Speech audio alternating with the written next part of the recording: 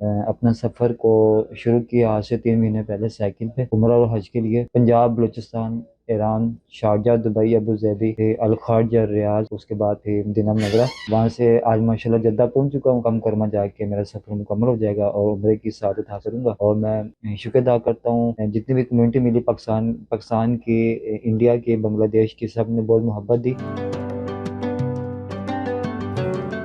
मैं लोगों से पूछता था कि अभी आबादी कितने किलोमीटर बाद और कब आएगी। अगर दूर आबादी होती थी कि लोग बताते कि रास्ते में कोई होटल या दुकान नहीं आएगी, तो फिर मैं बिस्किट, केक वगैरह, जूस वगैरह वो लेके रख लेता था, कैरी कर लेता था, तो रास्ते में वो यूज़ करता था। और इसके अलावा होटल, कैंप, पेट्रोल पंप, मस्जिद, पार्क, वहाँ पे कैंपिंग कर लेता था। तो इस तरह ये सफ़र मुकम्मल हुआ।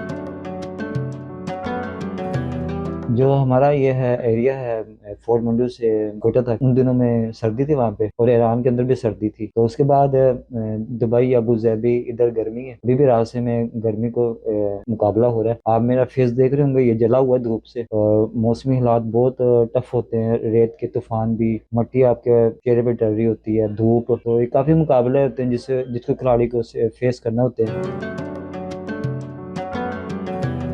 ज़्यादा मुश्किल तो ये होती है, सोने की होती है और खाने पीने की होती है। तो सोने के लिए काफ़ी जगह ये ऐसे मौका आता है कि होटल दूर दूर नहीं होते। आप जब अजनबी हो तो किसी को आप जानते भी नहीं होते, तो इसलिए मैंने कैंप रखा हुआ था। कैंप कहीं लगा लेता था ताकि वहाँ पर रात गुजार लेता था। अभी माशाल्लाह मैं बहुत करीब पहुँच चुका हूँ। जद्दा इंटर हो चुका हूँ। 70 से 80 किलोमीटर और सफ़र है। और माशाल्लाह ये मेरा सफ़र मुकम्मल होगा 3 महीनों के बाद, और बड़ी खुशी है और एक अलग कैफियत भी है कि अल्लाह पाक का घर देखूंगा फर्स्ट टाइम। जो भी लोग देख रहे हैं, अल्लाह सबको अपने घर ज़ियारत नसीब फरमाए।